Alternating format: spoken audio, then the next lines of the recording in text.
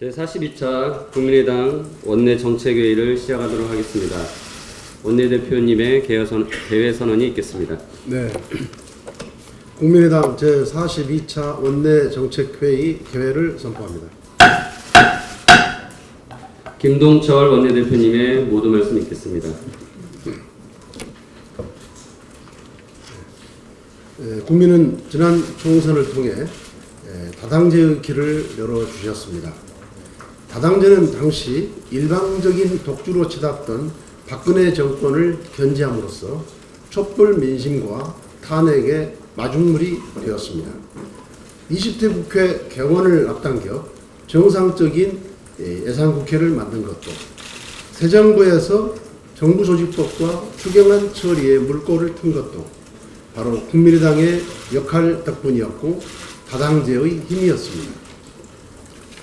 진정한 정치가 시작됐다는 언론의 평가처럼 다당제는 국민이 선택한 새로운 정치 변화의 시작이자 국민이 진정한 주인이 되는 대한민국을 만드는 밑거름입니다. 이제 국민의당은 다당제를 선도하는 대안정당으로서 새 정부의 좌충우돌을 방지하고 시급한 개혁 과제를 중심으로 협치를 주도해 나가겠습니다. 이를 위해 국민의당은 관련 상임위원뿐만 아니라 전문성을 갖춘 외부 인사들을 대거 포함시켜 정치개혁 TF, 탈원전 TF, 한미 FTA TF, 여야정 협의체 TF, 증세대책 TF 등 우선적으로 5가지 현안 대응 TF를 구성해서 집단의 지혜를 모을 것입니다. 이들 TF의 심도 깊은 논의를 통해 합리적 대안을 제시하며 다당제를 선도하는 대안정당으로서 자리매김 하겠습니다. 이상입니다. 문재인 정부의 100대 국정과제 이행을 위해서 향후 5년간 178조 원이 필요하다고 합니다. 그래서 그 증세와 관련해서 재원 조달 계획과 관련해서 일종의 그 부자 증세를 논의를 꺼냈습니다만 실질적으로 5년간 178조를 조달하기 위해서는 국정과제 자체를 구조조정하거나 아니면 훨씬 더 많은 세금이 필요하다, 이렇게 다들 보고 있습니다.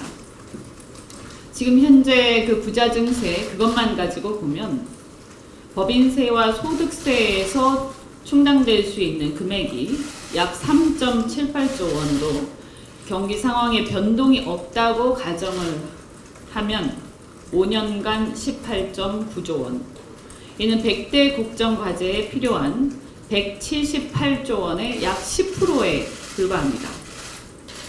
그래서 문재인 정부는 이 국정과제를 위한 국정과제 이행을 위해서 필요한 금액, 세입에 대해서 어떻게 할 것인지, 재원 조달을 어떻게 할 것인지, 지금 부자 증세에 불과 한 3조 원 남짓한 금액만 조달되는 내용을 가지고 단순히 어떤 이슈화하고 포퓰리즘에 기댈 것이 아니라 솔직하게 국민들한테 얘기해야 한다라고 생각을 합니다. 과연 이 100대 과제 다 할 것인지, 아니면 다 하지 않을, 그 중에서 일부를 구조조정할 것인지, 그러면 나머지 한 90% 정도 조달되지 않는 이 재원은 어디에서 어떻게 충당할 것인지 국민들한테 솔직하게 다 공개하고 이 부분을 공론화해야 되지 않는가, 이렇게 생각합니다. 문재인 정부는 그래서 성장을 통해서 좀 더 많은 재원이 확보될 수 있다, 이렇게 보는 것 같습니다. 그래서 소득주도 성장론을 들고 나오고 있습니다만, 여러 번 말씀드린 것처럼 문재인 정부의 소득주도 성장론에는 몇 가지 한계가 분명히 있습니다. 첫 번째는 이 소득주도 성장론이 노동소득의 증대에 따른 소비지출의 증대, 그리고 거기에 따른 성장을 의미하는 것인데, 과연 이것이 가능한 것인가? 그랬을 때 첫 번째, 공급 측면, 즉 생산자의 어떤 경제 상황에, 경영 상황에 어떤 영향을 미치는지, 그래서 일자리 추이에 어떤 영향을 미치는지, 그래서 그 일자리 추이가 다시 어떻게 소득에 영향을 미치는지 하는 것이 제대로 논리적으로 검증되지 않았다. 다시 말씀드리고, 두 번째는 명목 소득의 증대가 실질 소득과 소비 증대로 과연 연결될 것인가. 그래서 소득과 소비 간의 괴리가 분명히 있습니다. 이 점에 대해서 제대로 검증하지 않고 그냥 마치 어떤 장밋빛 환상만 가지고 국민들에게 얘기하는 것은 저는 정직하지 않다고 생각을 합니다. 지금부터라도 정부는 국민들에게 솔직하게 말씀을 드리고 이것을 어떻게 제대로 재원을 만들어낼 것인가 얘기를 해야 된다 이렇게 생각을 합니다. 특히 이 명목임금의 상승과 관련해서 저희 국민의당은 이 명목임금을 인위적으로 올리는 것도 있겠지만 이 여러 가지 한계와 부작용을 생각을 한다면 실질 소득을 올리는데 초점을 두어야 한다라고 생각합니다. 그래서 실질 소득, 가처분 소득을 올린다는 것은 국민들의 필수적인 지출, 즉 주거비와 교육비 이런 것에 어떤 지출을 줄여주는 것이 국민들의 가처분 소득, 실질 소득을 올려주는 방식이고, 그래서 그 저비용 사회로 우리 사회를 구조조정하는 것이 결국 실제로 국민들의 소득을 올리는 소득주도 성장이고, 그 소득주도 성장을 통해서 대한민국 경제 성장을 꾀해야 한다라고 생각을 합니다. 그렇게 본다면 주거비 같은 경우에는 청년 등에 대해서 공공임대를 과감하게 확대하고 또 여러 가지 사교육에 많은 돈이 드는 부분에 대해서 과감하게 정부가 투자를 해야 합니다. 지금도 여전히 학교 등에 투자되는 교육 예산은 턱없이 부족합니다. 또한 마찬가지로 세출에 대해서 살펴봐야 됩니다. 누누이 말씀드리지만 공공부문의 비대화가 아니라 민간의 실질 소득을 늘리는 방향으로 세출을 조정해야 하고, 앞서서 말씀드린 주거비와 교육비를 과감하게 줄일 수 있는 방향으로 정부가 그 분야의 복지에 대해서 과감하게 세출을 늘려야 합니다. 그리고 덧붙여서 구조조정 과정에서 실직이 엄청나게 발생합니다. 여기에 대해서도 과감한 지출이 필요하다. 그러면 여기에 대해서 필요한 지출들을 소요하기 위해서는 재원이 굉장히 많이 필요합니다. 실질적으로 100대 국정과제에 다 소요되는 재원을 따지더라도 부족한데 이 부분을 어떻게 더 추가할 것인가. 그래서 과감한 어떤 국정과제의 구조조정, 그리고 필요한 경우에 세출의 구조 조정을 통해서 실질적으로 성장을 이끌 수 있는 그런 방향으로 세출의 구조 조정이 꾀진다면, 그러면 국민적 동의를 얻어서 점진적인 증세가 가능하다 이렇게 생각합니다. 이상입니다. 오늘은 6.25 전쟁 정전 협정 64주년이 되는 날입니다. 그러나 64년 전과 조금도 바뀌지 않은 채 남북은 대치하고 있습니다. 남북 화해는 고사하고 북한의 끝없는 핵미사일 도발로 남북 간의 긴장은 한층 고조되었습니다. 대립과 반목을 계속해오는 우리 현실이 개탄스러워 한 말씀 드리겠습니다. 문재인 대통령은 지난 7월 초 신베를린 구상을 통해 남북 정상회담을 비롯해 평화협정 체결, 이산가족 상봉, 북한의 평창올림픽 참가 등 다양한 대북 제안을 한 바 있습니다. 그 후속 조치로 지난 18일 통일부에서 군사회담, 적십자회담을 제안했지만 북한은 오늘까지 침묵으로 일관하고 있습니다. 정부가 기대한 진정성 있는 호응커녕 우리가 적대 행위를 중지하자고 제안한 바로 오늘 27일에 맞춰 추가 미사일 도발에 나설 것이라는 미 CNN 보도마저 나오고 있는 상황입니다. 문재인 대통령은 G20 정상회담 이후 개최된 국무회의에서 우리에겐 북핵 문제를 해결할 힘도, 합의를 이끌어낼 힘도 없다는 것을 뼈저리게 느껴야 했다고 말했습니다. 군사력, 경제력의 뒷받침 없이는 외교 무대에서 아무것도 할 수 없는 것이 우리가 처한 현실입니다. 최근 북한은 ICBM 발사 성공을 주장하며 기세가 오를 대로 올라 미국만을 상대하려고 하고 있습니다. 이러한 북한을 상대로 우리는 치밀한 전략도 세우지 않고 군사회담과 적시자회담을 제안하였습니다. 답변 시한과 연락수단까지 정한 대화 제의였습니다. 북한이 받아들일 가능성은 처음부터 없었다고 보는 것이 타당합니다. 과거와 비교해 북한은 전혀 달라지지 않았습니다. 정부 혼자 구애를 계속하다 결과적으로 북한에게 뺨을 맞는 과거의 남북관계 악순환이 되풀이되지는 않을지 우려스럽습니다. 통상 대화에 앞서 진행되는 사전조율, 물밑조율도 없이 대화 재개라는 바로 눈앞의 정치적 성과에 목을 맨 결과가 아닌지 묻지 않을 수 없습니다. 우리는 이번 제안으로 남북관계는 물론 냉담해진 미국의 눈치를 보며 한미동맹까지 걱정해야 할 처지에 놓였습니다. 군사력과 국방력이 없는 외교력은 사상노강이라는 것이 동서고금의 역사입니다. 정부에 다시 한번 촉구합니다. 대화 기준은 유엔 대북제재와 국제사회 공조를 바탕으로 신중한 접근이 필요합니다. 우리가 강력한 국방력을 바탕으로 대화와 더불어 지속적인 제재와 압박을 병행할 때 비로소 북한을 대화 테이블로 나오게 할 수 있다는 과거의 교훈을 명심하시기 바랍니다. 이상입니다. 어제 진행된 산자중기 현안 보고에서 신고리 오륙호기 공사 일시 중단 결정이 졸속으로 진행되었음이 명확해졌습니다. 신고리 오륙호기 공사 일시 중단 전 법적 문제 등에 대해 산업부가 검토했던 내용은 단 한 장짜리, 그것도 법조항을 옮겨놓은 것에 불과했습니다. 어제 공론화지원단 이상로 과장 역시 기자 브리핑에서 신고리 오륙호기 공사 중단이 입법이 필요한 사항인지 행정재량인지 검토되지 않았으며 에너지법 4조가 근거가 될 수 있을지조차 검토해봐야 한다고 답했을 정도로 정부의 졸속 처리를 스스로 인정했습니다.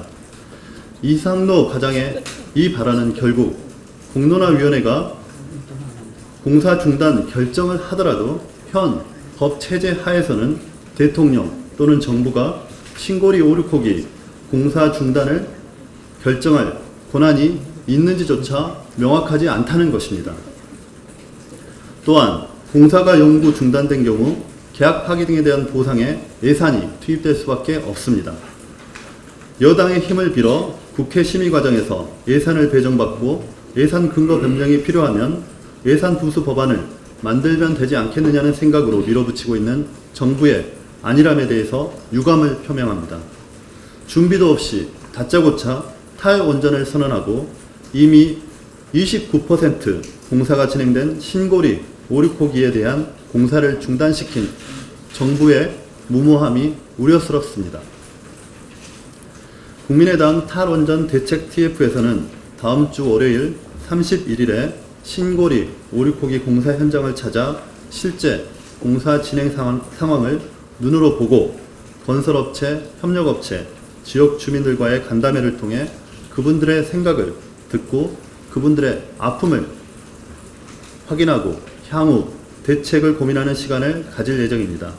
언론인 여러분들의 많은 관심을 부탁드립니다. 네, 최도정 의원입니다. 통계청 발표에 따르면 고령층 인구 중 연금 수령자는 45.3%에 불과합니다. 고령층이 일자리를 그만두는 평균 연령이 49.1세이며 재취업률은 52.6%에 불과합니다. 연금도 못 받고 일자리도 없는 고령층의 노후는 막막하기만 합니다. 정부도 이런 문제를 잘 알고 있기에 이번 추경에서 노인 일자리 만들기에 687억 원을 투입해서 80만 개 일자리를 만들 계획입니다. 하지만 노인 일자리 대부분은 월 30만 원도 안 되는 일자리입니다. 월 30만 원은 1인 가구 최저 생계비 99만 1,759원의 턱없이 부족한 금액입니다. 용돈벌이 수준으로는 아무 소득도 없는 어르신들께 생활할 수 없습니다. 정부에 제안합니다. 일자리 개수에만 연연하지 말고 양지로 일자리를 만들어 주시기 바랍니다. 또한 일자리 사업 대상도 연금 미수령자를 우선해서 채용해야 합니다. 생색내기용 일자리 사업이 아니라 경제적으로 어려운 어르신들의 시름을 덜어주는 일자리 사업을 만들어야 합니다. 이상입니다.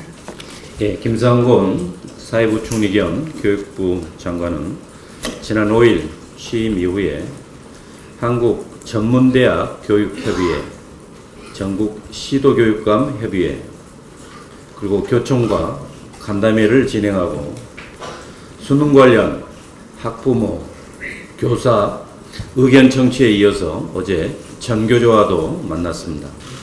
이 자리에서 유, 초, 중등교육 권한을 교육청에 연내 이양하는 방안, 수능 절대평가 필요성, 고교 학점제를 비롯한 고교체제 개편, 전교조 합법화 문제 등이 이야기되었습니다.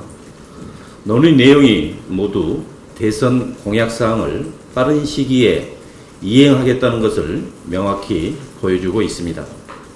특히 수능 절대평가 문제에 대해 김 부총리는 현행 수능은 객관식 상대평가로 학생 간 무한 경쟁, 획일적인 점수 위주 선발, 수능 대비 문제풀이, 수업 유발 등 여러 한계와 문제점이 있다면서 2015 개정 교육과정 취지 구현 등 고교교육 내실화를 위해서는 수능 절대평가 전환이 필요하다고 명시적으로 밝히며 8월 중순 공청회를 거쳐 8월 말에는 결정을 하겠다고 하고 있습니다. 문제는 수능이 절대평가가 된다고 해도 학생들이 겪고 있는 입시 부담은 전혀 줄지 않는다는 것입니다. 2018학년도 대입에서 전체 모집 인원의 74%를 수시로 선발할 정도로 이미 대입에서 수능 비중은 극도로 적어진 상황입니다. 수능 절대평가가 전면 시행되면 대학에서는 변별력의 문제가 있기 때문에 새로운 추가 평가 방법을 도입할 것이고, 그러면 대입 단순화는 더 어려워지고 학생들의 부담은 더 커질 것입니다. 내년부터 시행하겠다고 예고한 고교 학점제도 그 도입 취지에는 공감하지만 아직 학교 현장에서는 전혀 준비가 되지 않고 있는 것이 현실입니다. 그런데 국가교육체제 개편을 위해 2019년 출범을 목표로 하고 있는 국가교육위원회, 그 과정으로서 8월에 출범하겠다고 하는 국가교육회의에 대한 공약 내용은 어떻게 진행되고 있는지 전혀 논의되지 않고 있으며, 야당에서는 그 구성이 어떻게 될지조차 알 수 없는 상황입니다. 김 부총리의 행보에 우려를 하는 것은 이런 사회적 합의를 위한 기구에 대해서는 전혀 이야기하지 않은 채 소통을 핑계로 대선 공약 일방 추진을 위한 명분 쌓기형 행보를 한다는 것입니다. 국가교육회의가 대통령이나 정부 의정이 담긴 정책의 정당성을 부여하기 위한 거수기 역할을 해서는 안 됩니다. 참여위원을 결정할 때도 이념적으로 균형이 무너지지 않도록 하는 노력이 필수적입니다. 국가교육체제의 변화는 사회적 합의를 기반으로 진행되어야 연속성을 가지고 안정적으로 바꿀 수 있습니다. 외고 자사고 폐지가 논란이 되자 강남 8학군의 집값이 들썩였던 사례를 생각하면서 사회적 합의를 위한 노력을 더 해야 된다는 점을 강력히 촉구하는 바입니다. 이상입니다. 그 농업재해보험법에 따른 보험의 종류로서 양식 수산물 재해보험이라는 게 있습니다. 2008년 이후 도입된 그 정책보험인데요. 전복, 김, 굴, 가리비, 향어 이런 것 등 27개 품목을 대상으로 하고 있습니다.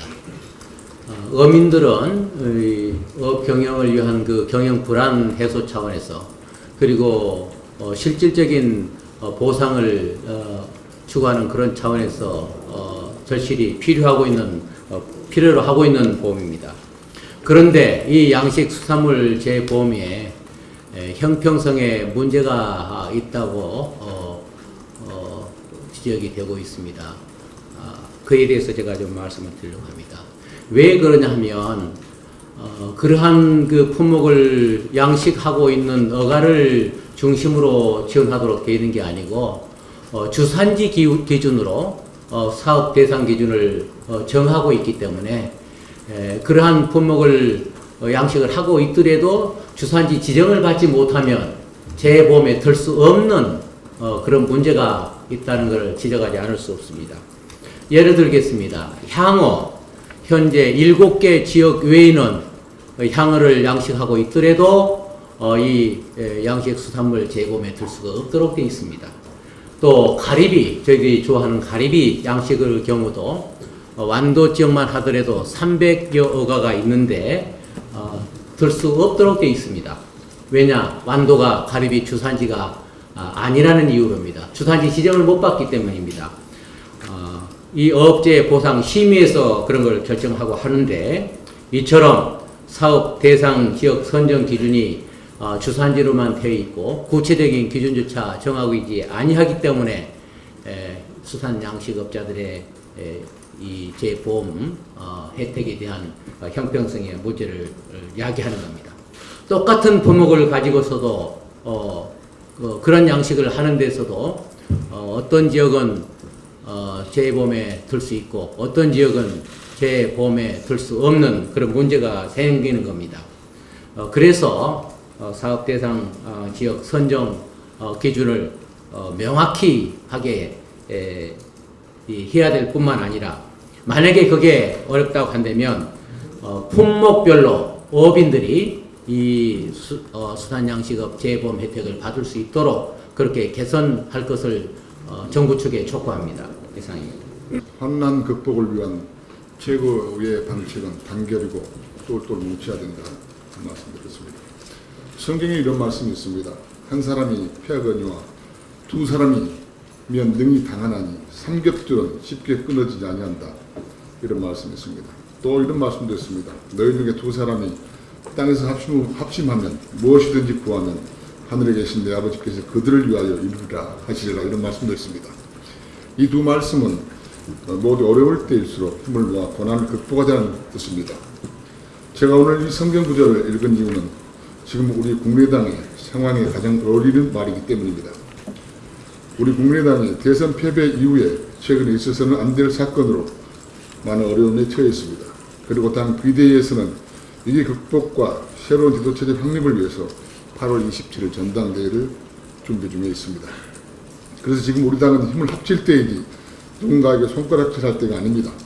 만일 당이 한난에 대해서 안철수 전 대표에게 책임을 묻기 시작하면 국민의당의 존립이 흔들릴 것입니다. 안철수 전 대표야말로 국민의당을 만들었던 장본이기 때문에 그렇습니다. 또한 안철수 대표를 비퇴하는 것은 지난 대선에서 안철수를 지지했던 700만 명의 국민을 뜻을 저버리는 것이기도 합니다. 정당이란 무엇입니까? 뜻을 함께하는 사람들이 정치 결사체를 이뤄서 정권을 창출하는 데 그 목적이 있는 것입니다. 이럴 때일수록 국민의당의 소중한 자세는 안철수 전 대표를 끝까지 지키고 보호하는 것이 정도입니다. 그리고 안 대표도 지난 기자회견에서 이 사태에 대해서 책임을 진다고 했으니 지금 그를 믿고 기다릴 때라고 감히 말씀드립니다. 이상입니다. 다음은 정인아 의원님 말씀 있으십니다. 네, 정인아 의원입니다. 김군자 위안부 할머니 빈소에서 벌어진 더불어민주당 송영길 의원과 손혜원 의원의 그 행태에 대해서는 국민적 분노와 아울러서 수많은 논평, 비판이 있었습니다마는 맹성을 촉구하는 의미에서 제가 다시 한번 언급을 하겠습니다. 처음엔 무슨 잔치집인 줄 알았습니다. 해맑은 미소와 양손 엄지손가락을 우뚝 세운 모습을 보고 참으로 즐거운 일이 있나 보다고 생각했습니다. 그래서 아나운서가 뭔가 잘못 보도하고 있다는 착각이 들 정도였습니다. 억울하고 원통해서 눈을 제대로 감지 못하셨을 김군자 할머니 빈소에서 두 분의 똑똑하신 국회의원님들은 만면의 웃음을 머금고 엄지척을 하셨습니다. 엄지척은 최고로 잘 됐다는 뜻 아니겠습니까? 김군자 할머니는 그처럼 빨리 돌아가셔서는 안 될 분이었습니다. 하실 일이 너무나 많은 분이었습니다. 분노와 통항의 역사에 대해 올렴치하고 파렴치한 일본의 진정어린 사과를 받아내고 역사를 바로잡기 위해 동분서주하시던 분이었기 때문입니다. 그런데 국회의원님들의 그 엄지척 속에는 장수를 누리셨으니 기쁘게 보내드리자는 뜻도 있었다 합니다. 부끄러운 역사인식입니다. 그렇지 않아도 위안부 할머니들이 자꾸 돌아가셔서 조바심이 나는 요즘입니다. 할머니들께서는 아직도 하실 일이 참 많습니다. 한낱 순간에 불과한 인기에 취해서 사리 분별력을 잃어버린 것인지 원래 그런 분들인지 알 수가 없습니다. 맹성을 촉구합니다. 이상입니다. 예, 더 혹시 공개 발언 있으십니까?